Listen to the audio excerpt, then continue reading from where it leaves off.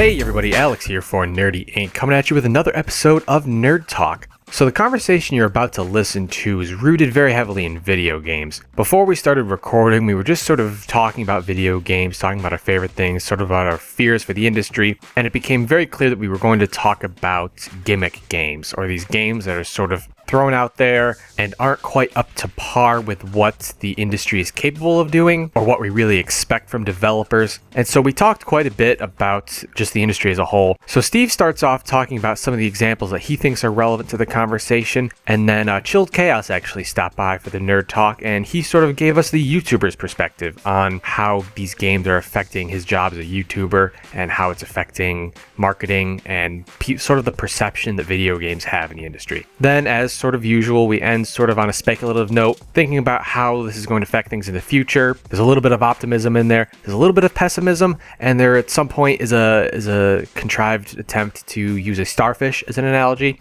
Works out, kind of not. You'll see. So anyway, that was sort of the topic of our conversation, and without further ado, here we go.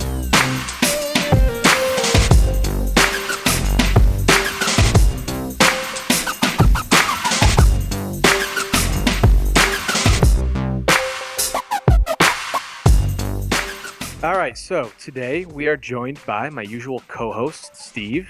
Hello. And we're also joined by a very special guest, the one and only Chilled Chaos. Oh, thank you guys for having me. No problem. Thank you for stopping by. And by stopping by, I mean dropping in on the Skype call. Yes, half an hour late, but I am here and I am ready. No worries. So, Steve, we're going to start talking about some of these sort of gimmicky games or games that aren't quite what we would consider to be up to par with what we sort of are capable of doing. So, do you want to start us off on that? Yeah, definitely. I think a lot of times when we think of gimmicky games, we're not necessarily thinking of games that just like were not good or trying to implement something that wasn't successful. I think a lot of what we think of when we think of negative gimmicky games is like games that are out just to make money purely and manipulating sort of mass markets to sell or promote themselves and offer little or no value at all in return.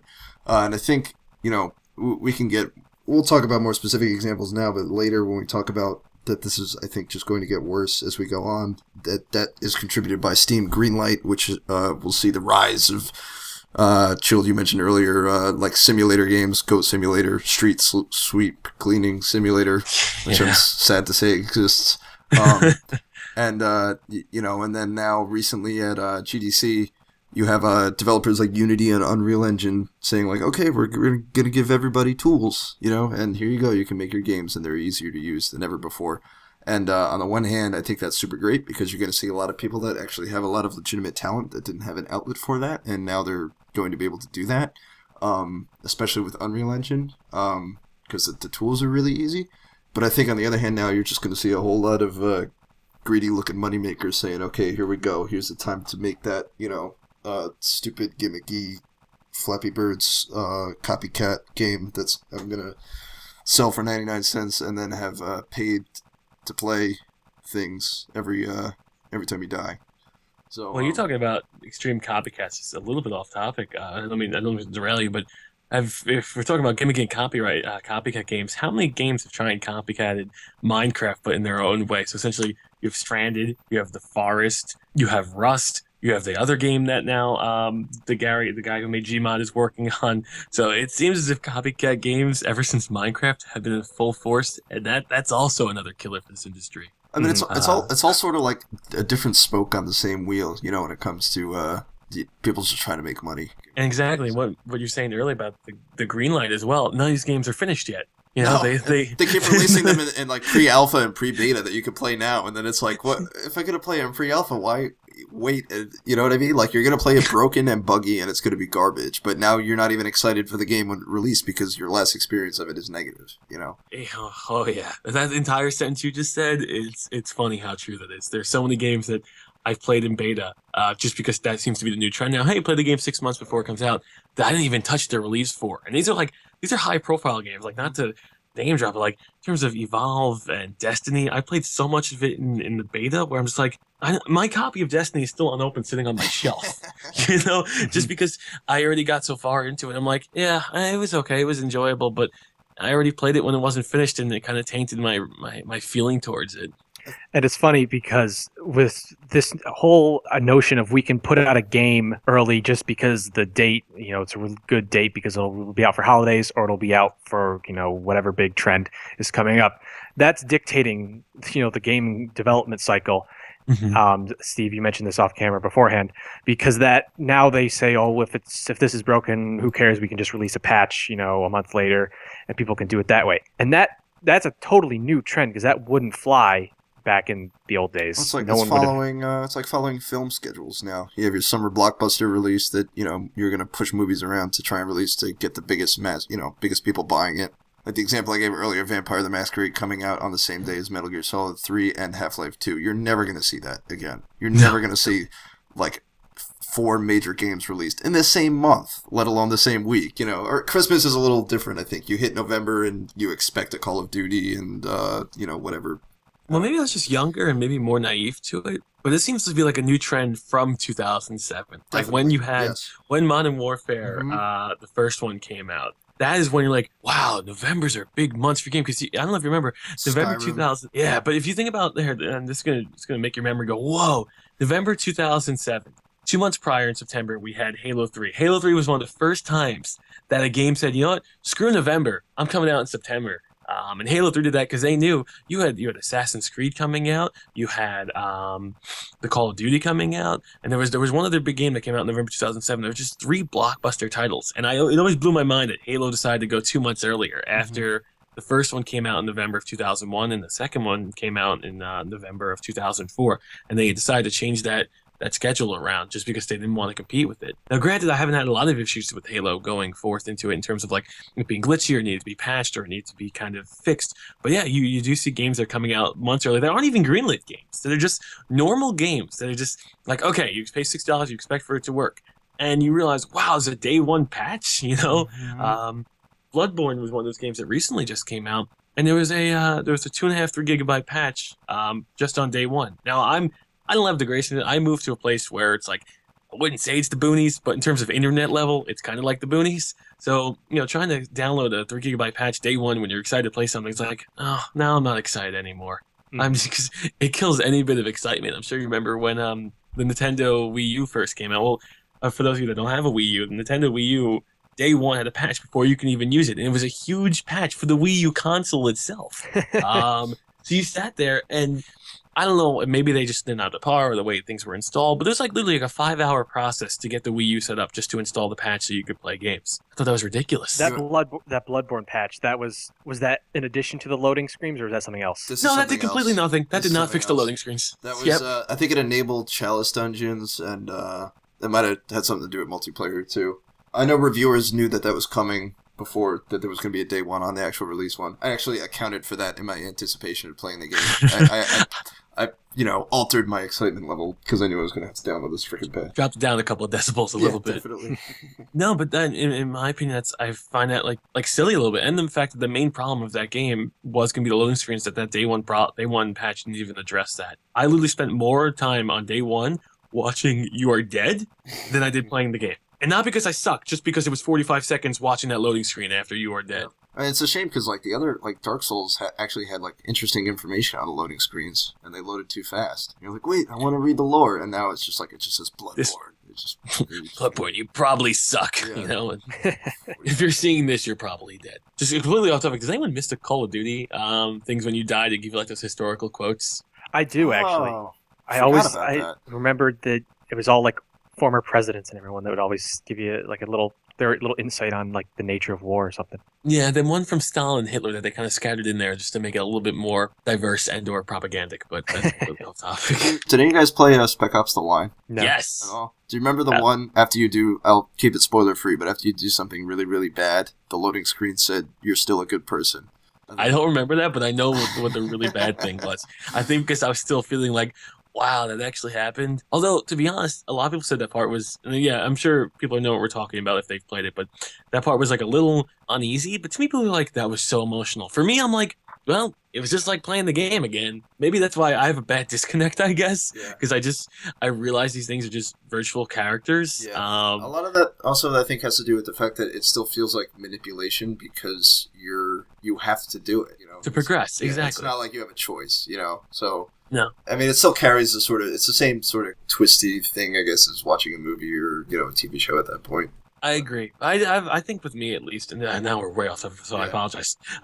With movies and with TV, they're real people. Like you can actually see the real expressions. Although we're getting to that point where the games and they do have voices behind it. So when I see something happen in a game or in a movie, I feel more of a connection to that because this is a real person than I do a game because I know it's just pixels, it's virtual reality. I think yes, it's good for games to make you feel emotions, and I know over the years games have definitely made me feel emotions.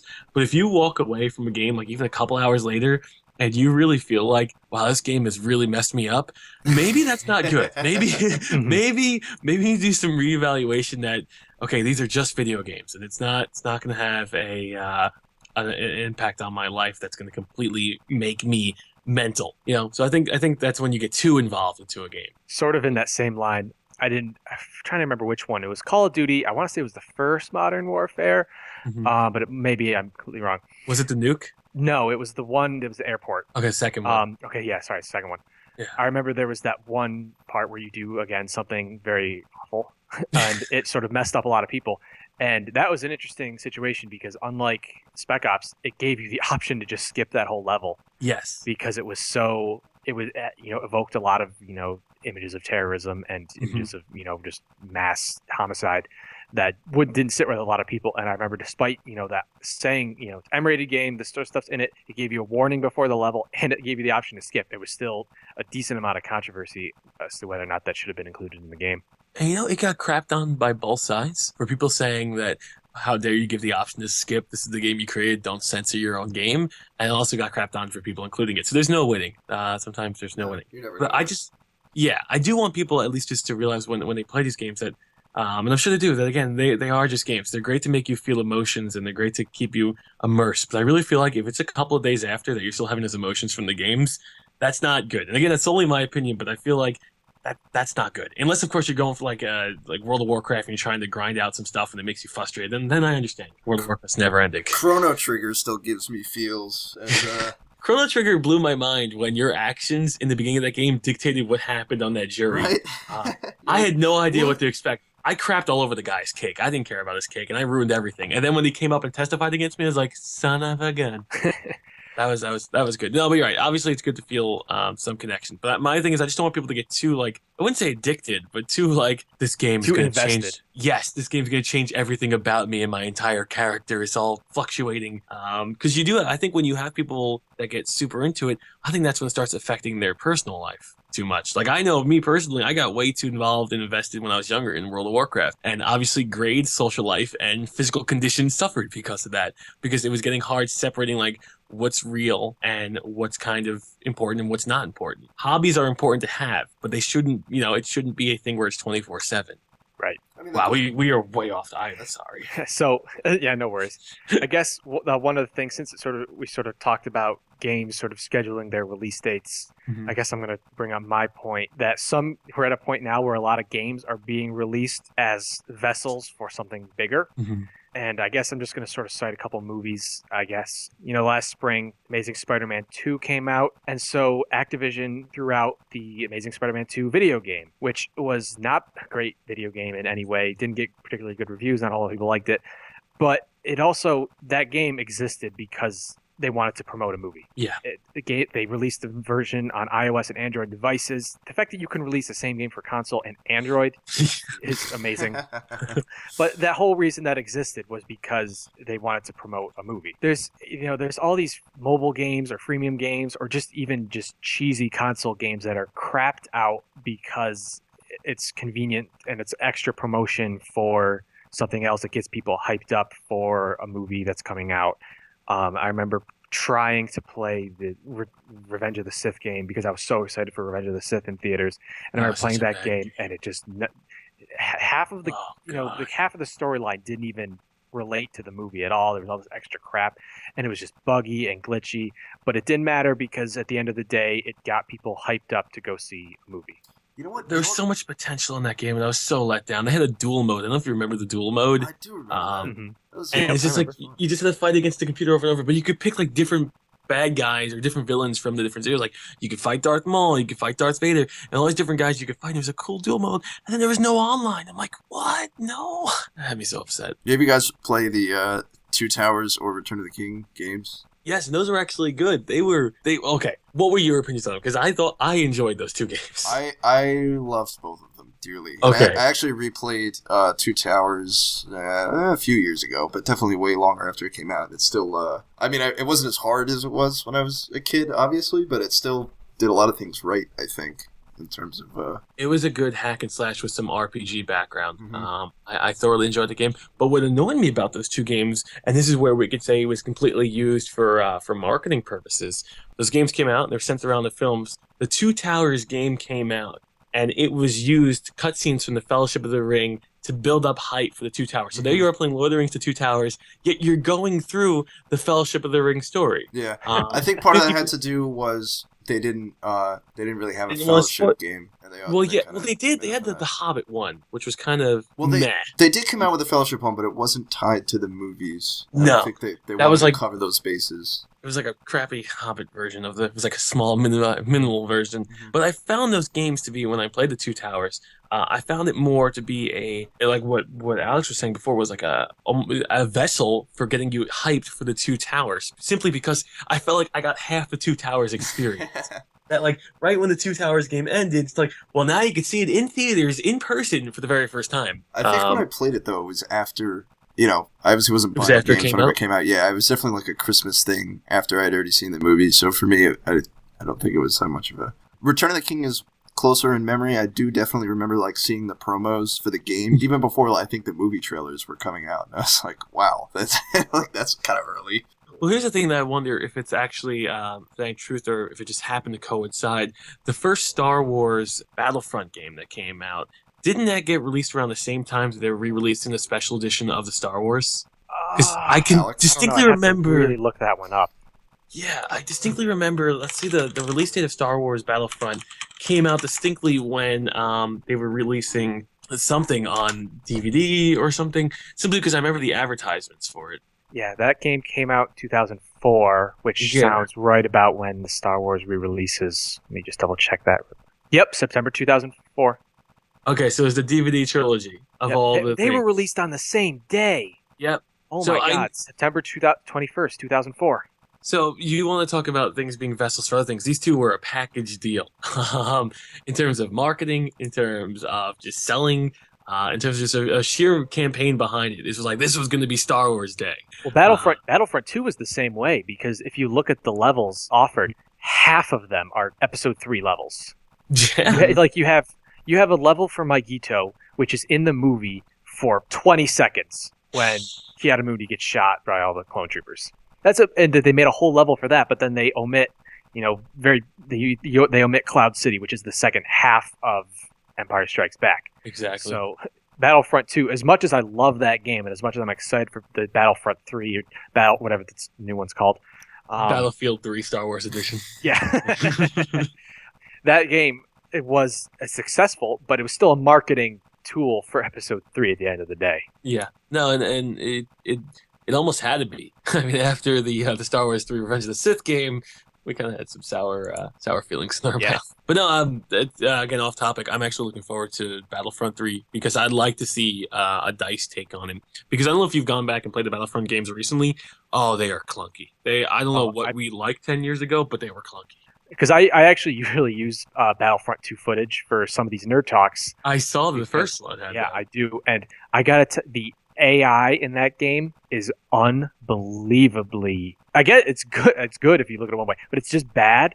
I can be up in a nest with a sniper rifle looking down, and I can look at a droid, and the droid will know that I'm about to shoot it and will turn away. Mm-hmm. And that's because the AI obviously wants, because if I play on expert, the game wants to be harder, but it's not harder in that it's more challenging. It's harder in that the game just knows. It has a better predictive ability because it's not smart enough to know that that droid shouldn't know I'm about to shoot it. Yeah. Well, that's like the whole thing when we go into games, just if we talk about gimmicky stuff, because I know we're going to eventually move on to the topic of gimmicky stuff. I thought there were some other points that we did want to hit in terms of games, like the Steam Greenlight coming out and things being a little bit unethical. But if we're going to talk about gimmicky stuff, Bulletstorm, when that game came out for the Xbox 360, if you used a sniper, you would zoom in, you could shoot in slow motion. Every single time the enemies would avoid the first shot, you have to take 2 shots.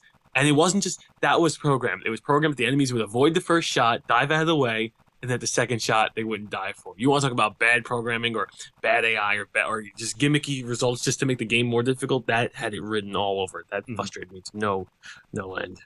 We're all pretty aware that Greenlight was an initiative put forward by Steam to get, what would you call it? To get more indie games, more notoriety, just to like shuffle the game barrel of unknown games that people might see.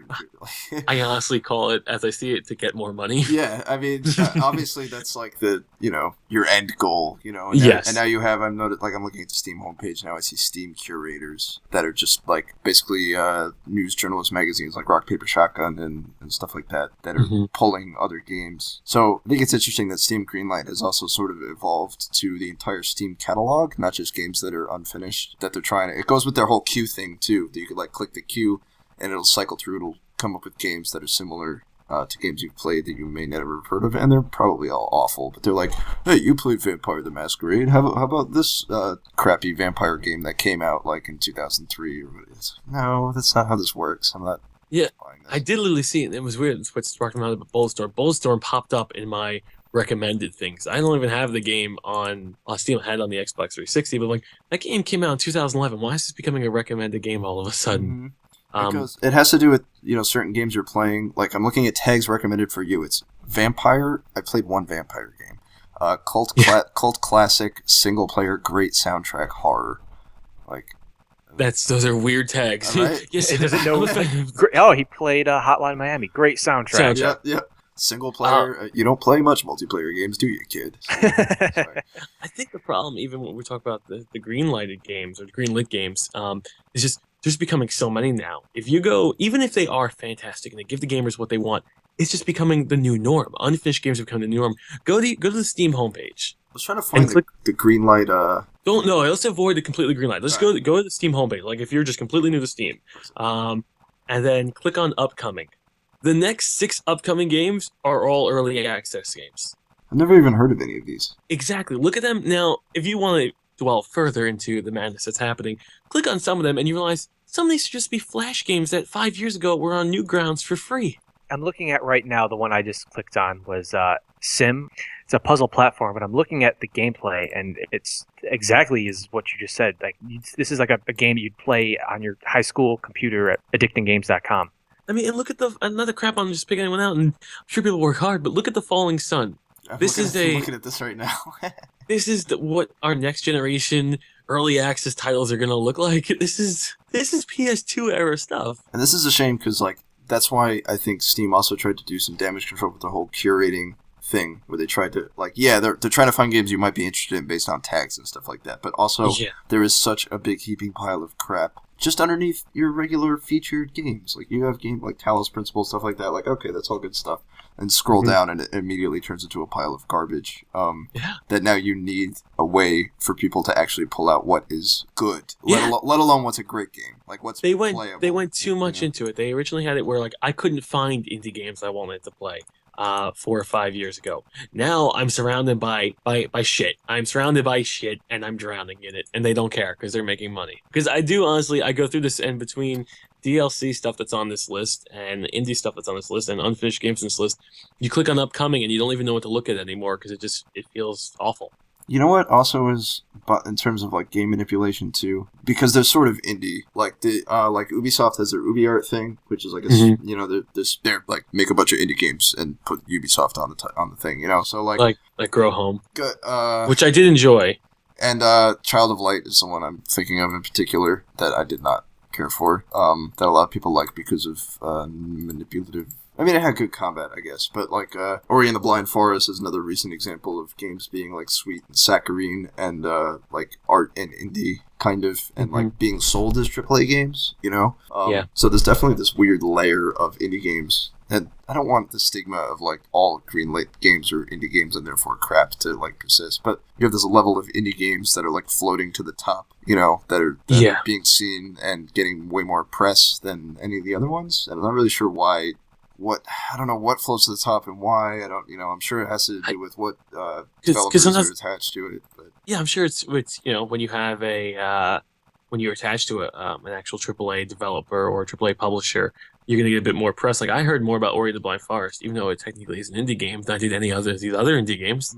And also just becomes, I guess, pure creativity and artistic style. There's a reason why Trine, I guess 4 or 5 years ago, was one of the best indie games to come out. Because it looked nice and it played well, and it distanced itself from the crap, which was actually a lot easier to do back, or actually maybe it was a little bit harder to do back then, because it almost seems like a game had to be finished before it was even considered an indie game, and then before it was even considered for sale. I think nowadays, indie kind of lost its meaning in twofold. One, anyone that picks up an engine and decides to create a game is now an indie developer, which is good. They should have the freedom to create what they want and be labeled as such. But now you're going to have more people making games in the market. So again, that's good, because sometimes you do get little gems that come out of it, like Hotline Miami. But also bad in the sense that, again, you're surrounded by a lot of unfinished games. A lot of games are just piss poor. And also, two, this indie title is being thrown around, to what you were saying before, to companies, to games that they're getting funded by AAA companies, but still want to fall under indie, or they don't want to be graded too harshly, even though they had a huge budget.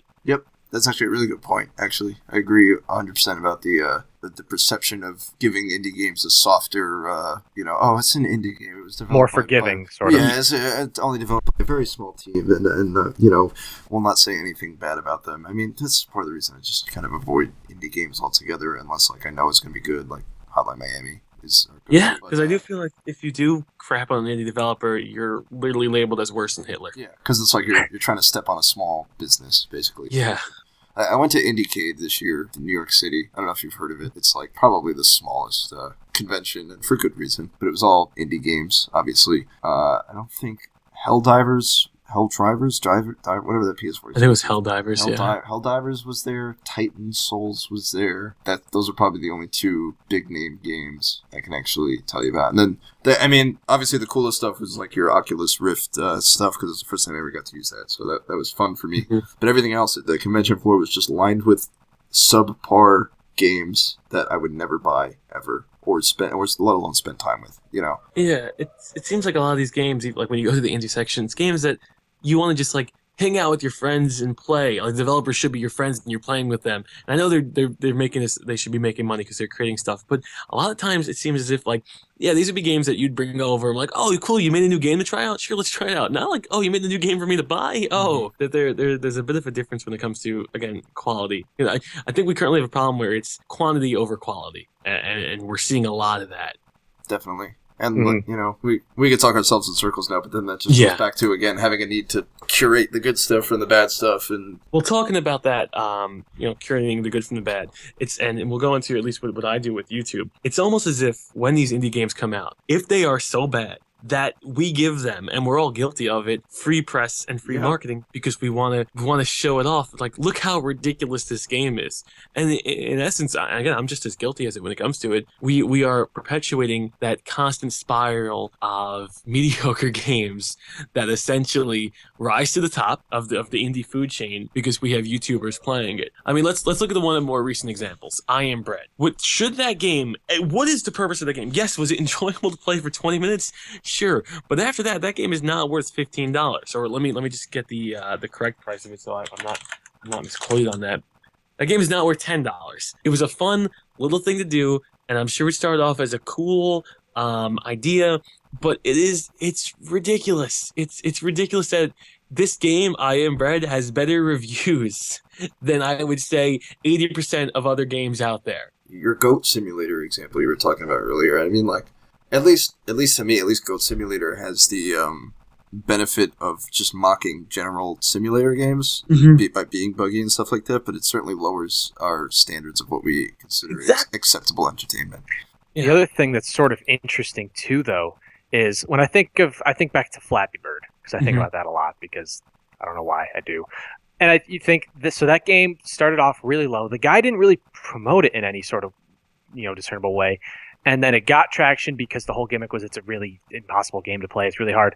And then he made a ton of money on it, but he took it down because he didn't want to be, sort of labeled as the Flappy Bird guy. He didn't want to be bogged down by this game. And there was backlash because people wanted to still promote that sort of crappy game. People were selling their iPhones for $600 because it had a copy of the game on it. Yeah. That's how you know it is ridiculous. And so what you said about how we're sort of perpetuating that, it's crazy because, even someone who wasn't in it for the money, didn't want it to, say, I made a crappy game, let me go. He wanted nothing to do with it anymore. And we yelled at him for it. And we made a way to make sure that game still got back for us. Yes. I just want to insert as a side note that I Am Bread, for the record, is still an early access game. Still an early access game.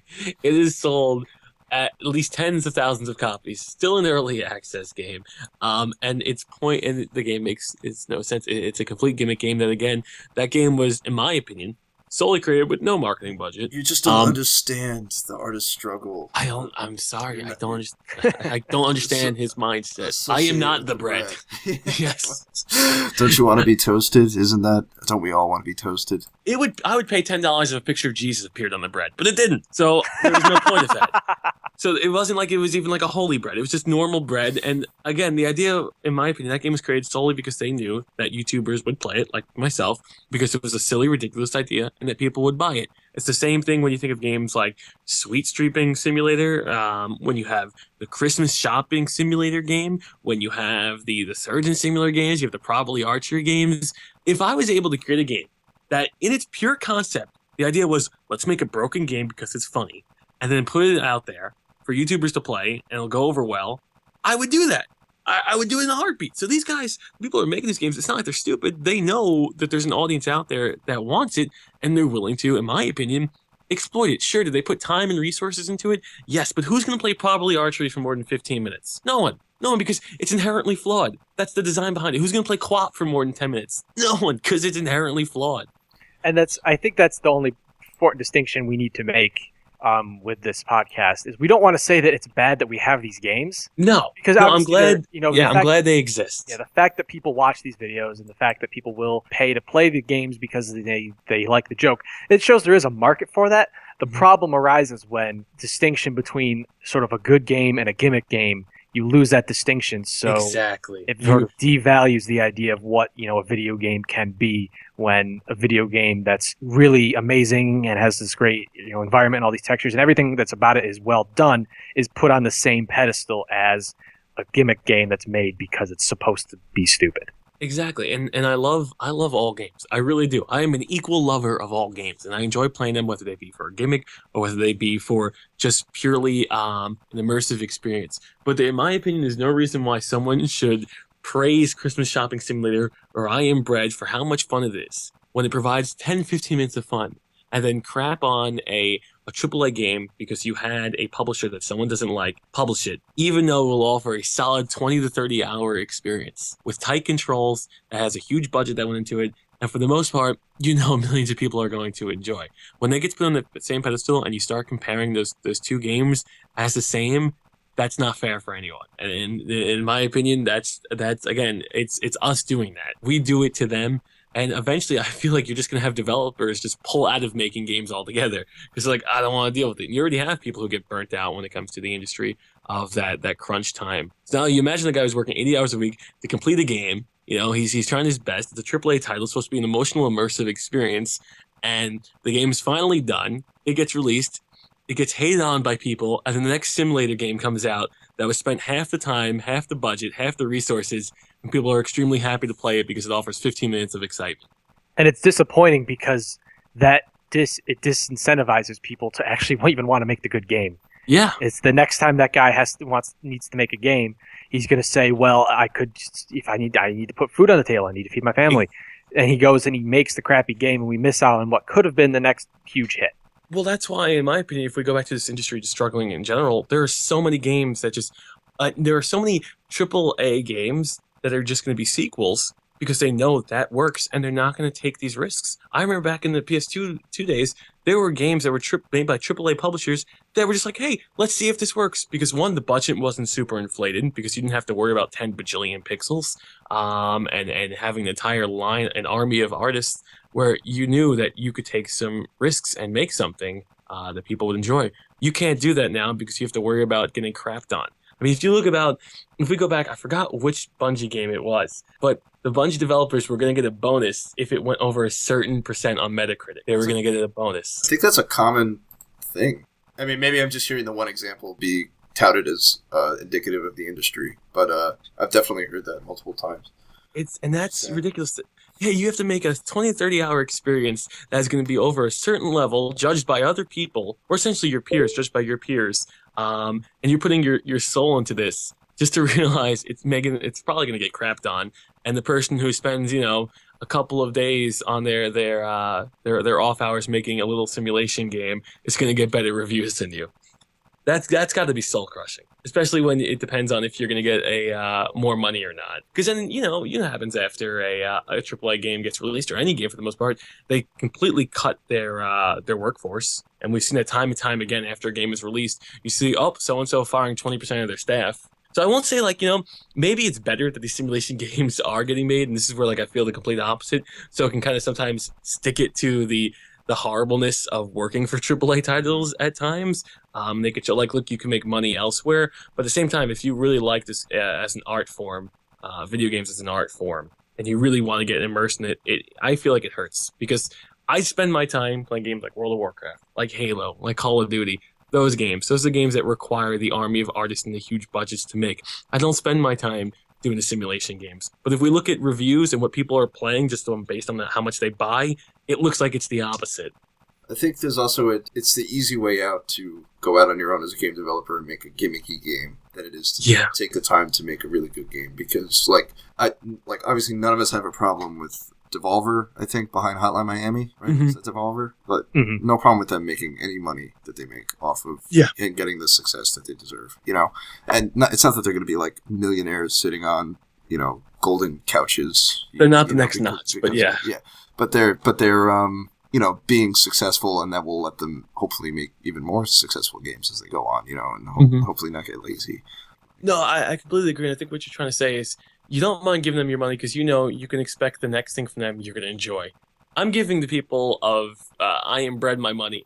I don't know what the hell their next thing is going to be. It could be literally I Am Soup, and your objective is to burn people's crotches with soup, which is actually a fantastic idea, by the way. But for a gimmicky little 10-minute thing, you don't know where the money's. Yes, the money's obviously going to the developer, and they created a game. They created something. You bought it. Obviously, they should get the money.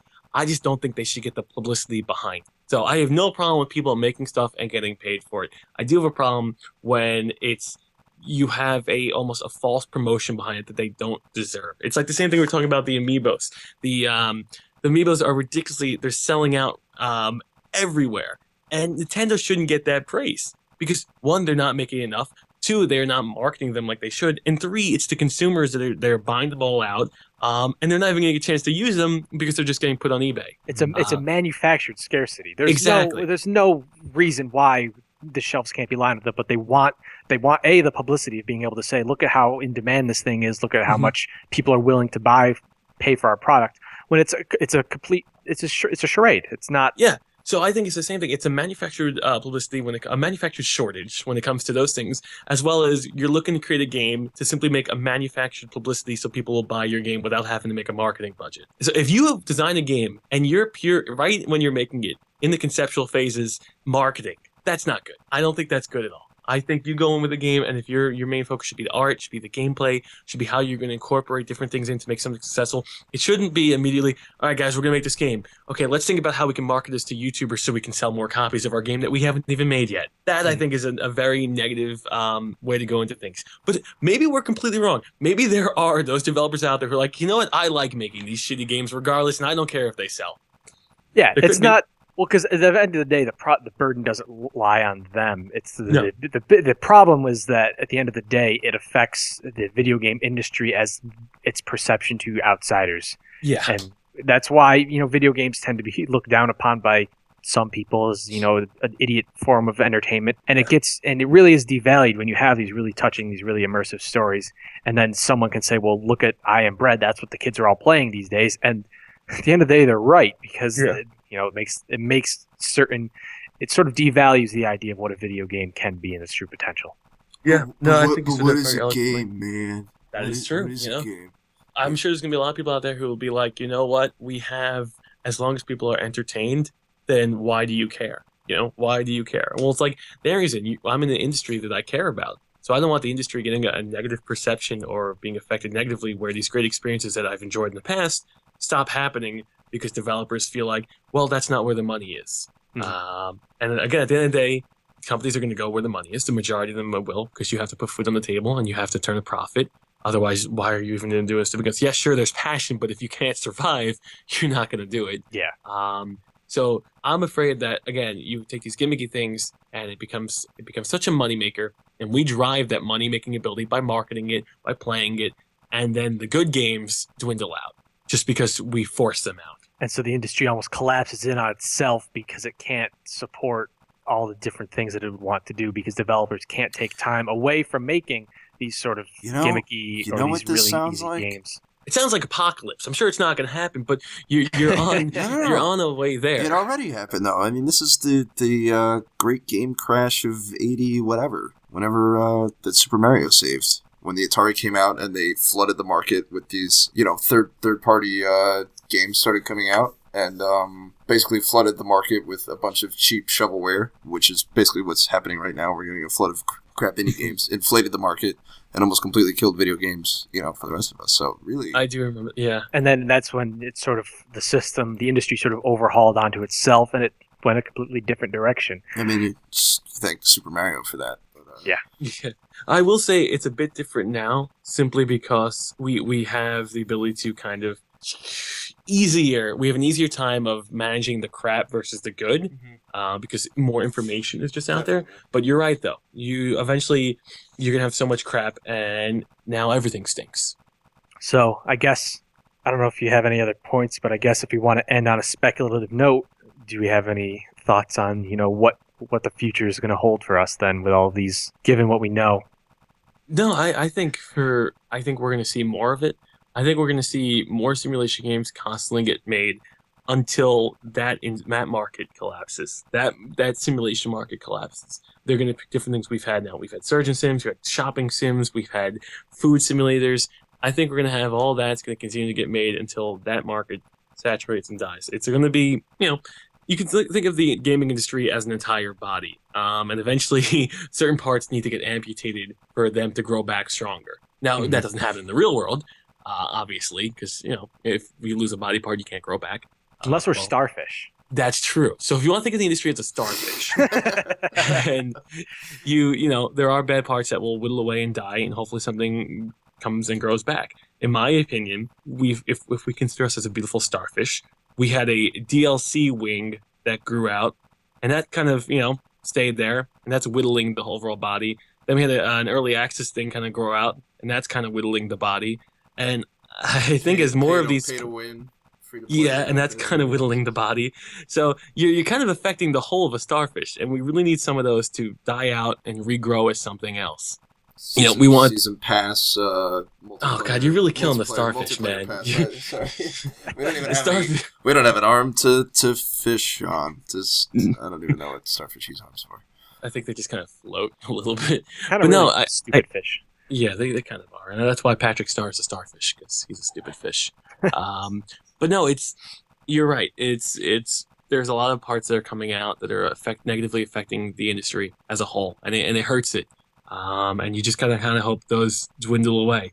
But as we've seen, anything that makes money doesn't dwindle away. Whether that be DLC, whether it be season pass, whether it be early access, whether that be greenlit games, whether that be these simulation games, anything that makes money doesn't dwindle away. The great thing is, because a starfish has many legs, it'll never officially die. So even though indie games are obviously in a separate realm from we have The Witcher 3 coming out in May. Yes, come on, finally, come on. It's games like that are still going to come around. Exactly. I mean, when you think about how many truly spectacular games come out every year, there's maybe 5 5 maybe tops. Like truly spectacular, like Game changers. yeah, like raising the bar for the next generation, basically. Like only a few of those come out every year, and then there's certain sub levels, and you get your Call of Duties that come out every year. That's basically going to be the same stuff, and then your indie games sort of below that. So these are all sort of operating on different levels of the same industry, I think. And that's I'm fine with that existing, because that means you get to play one of those games every 2 months, which is completely fine because you do have the fillers in between. Mm-hmm. I'm just afraid, and I think the overall point we were trying to make is we don't want these games that do come out that almost act as a blight on the industry at times. Right. To prevent those games from coming out in the future, because people feel like I might as well just create something that's a cash cow. Right, and I mean that goes back to like Dark Souls 2 being like, oh yeah, we're not going to come out with any DLC for that, and you're like, really? And they're like, no, we promise. And then a month later, they're like, 3 DLCs, buy the DLC pass. So yep. So they're not exempt from the corrupting parts of the industry, but it it depends on how the company handles it and all this other stuff.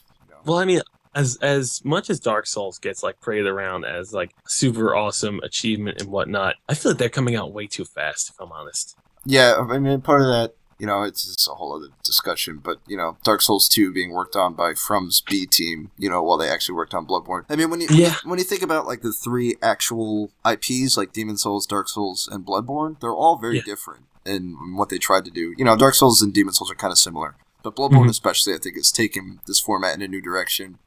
So I think you're going to avoid market saturation a little more so, just because I think Miyazaki has his head in the right place in terms of always innovating and doing something completely different. Yeah, I just can't believe they come out like, I don't know, it seems like every 2 years. Well, I guess this is from an outsider's perspective. Not even now, because Bloodborne came out and then they're like, oh yeah, here's our re-release of Dark Souls 2. Yes, and I couldn't believe they did that like within the same week. That I thought was funny. That I'm like, wow, you're trying to steal your own sales? I mean, if you think about it, everybody who owns a PS4 interested in the Souls game is buying Bloodborne. They're not buying absolutely first, because if they're that big of a fan, they already have played Dark Souls 2. So I think really they're trying to make non-PS4 owners feel better, I guess. Maybe that's the market they're going for. They're like, oh, I'm so sad I can't play Bloodborne. I'll play Dark Souls 2 again with prettier graphics I should have had. That rate, it's almost like, why it was the game exclusive. I don't know the politics behind it, but were they given money? And 2, was this just a way of saying, we'll take Sony's money, if they were given money, again, I don't know. We'll take Sony's money, make it exclusive, but then re-release our other games and make the other people happy and still make more money that way. That's an entirely real possibility.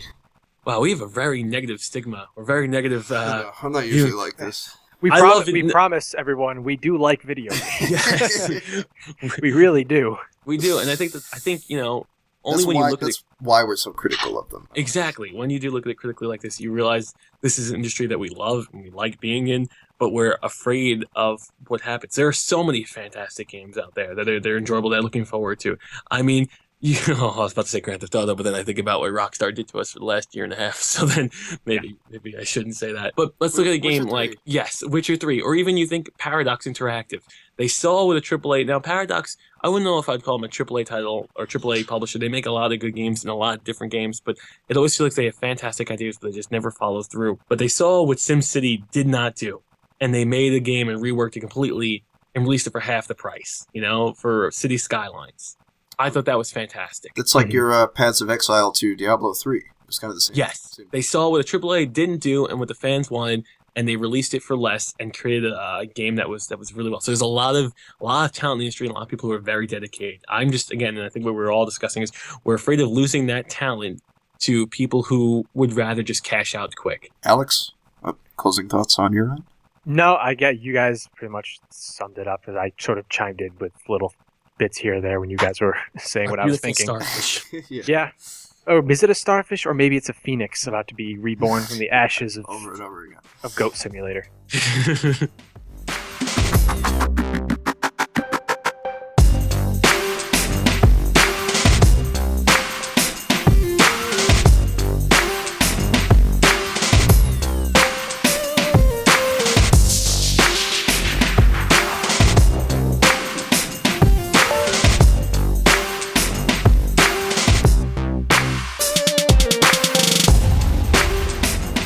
So that was our conversation on video games. I think that starfish analogy sort of worked out, right? Maybe, sort of, a little bit. Hopefully a little bit, kind of. You'll notice we got derailed in that conversation like 5 or 6 times just talking about sort of our favorite games, our favorite levels, sort of stuff we miss, and that's because we just had a great time recording it. So I wanted to throw in one last thanks for Chilled Chaos for stopping by. If you somehow know me and not him, the link to his channel is down in the description. He's a great gamer, he's a great guy, and I just wanted to throw in one last thanks for having him stop by the podcast. So with that, that's everything here. If you enjoyed this video, like, comment, subscribe, all that good stuff is much appreciated, and I will see you all next time.